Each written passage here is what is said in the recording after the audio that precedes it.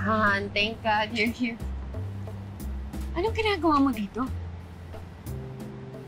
Teka, sandali. Tumakas ka ba sa kulungan, ha? Baka mamaya may sumugod na pulis dito. Ayoko madamay dyan sa kalokohan mo.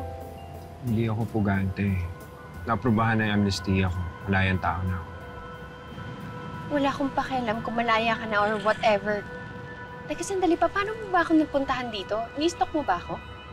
Pinuntahan kita sa bahay. Nakita ko paalis ka. Kaya sunundan na lang kita. Nag-iisip ka ba? Paano kung may makakita sa'yo? Gusto mo bang malaman ni Christy at saka ni Jordan na related tayo? Tsaka isa pa, ang natatandaan ko, nung pinalayas kita at saka yung mga kasama mo, di ba ang dami mo pang masasakit na salitang sinabi sa akin? Sinabi mo pa nga sa akin na hindi mo ko kailangan. So, anong ginagawa mo dito ngayon? Shaira, hindi ako pumunta dito para makipag-away. Sa katunayan, nandito ako para makipag-ayos sa'yo. Niloloko mo ba ako? May malaya na ako, desidido akong baguhin yung buhay ko. At ayusin lahat ng pagkakamali. At ayusin ko din yung hindi natin pagkakaunawaan. Dahil kahit balik-baliktarin natin ang mundo, magkapamilya tayong dalawa. Wow, sobrang nakaka-touch yung speech mo. Pero wala nang effect sa akin yan. Si Jordan at ang anak na namin ang pamilya ko. Pero ikaw, good luck sa'yo. Yun sa gusto mong gawin.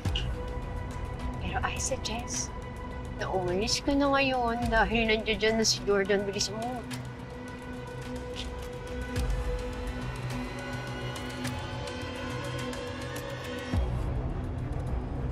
Hi.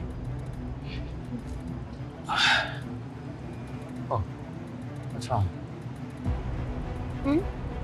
Ba't kaya yung tsura mo? Hindi, nagulat lang ako kasi nandiyan ka na pala. Sigurado ka ba? Parang namumutla ka eh. Nag-order ka na ba ng food? Follow up ko.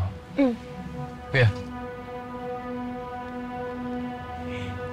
Pwede ba follow up ng food na in-order niya, please? Okay po. Please. Thanks po. Pasensya ka na. Hindi pa kasi ako kumakain. Gusto ko sana sabay na tayo kumain. I'm sorry. Kailangan akong dumaan sa hospital eh. Naging choir ko para dun sa private nurse mo eh. Wala rin naman sila nabigay para sa akin. Jordan, hindi ko na kailangan ng nurse or caregiver. Nandiyan ka naman eh. I feel a lot safer kung ikaw na lang mag-aalaga sa amin. Pero Shaira, the longer I stay with you, mas lalo lang lalala yung away namin ni Christy. Oh, come on, Jordan.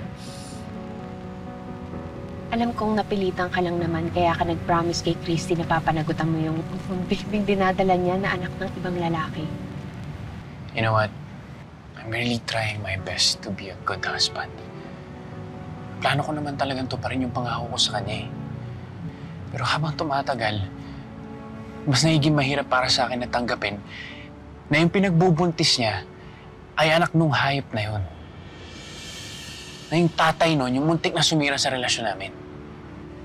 Eh, paano pag lumaki yung bata magmana sa tatay? Maging bayolente, mapang-abuso, higit sa lahat, masama ang ugali. Alam mo, sana hindi talaga totoo yung mga bali-balita na nakawala na yan eh. Kasi yung mga kagaya sa halimaw na gano'n, dapat yung nakukulong sa bilangguan ng habang buhay at doon na mamatay.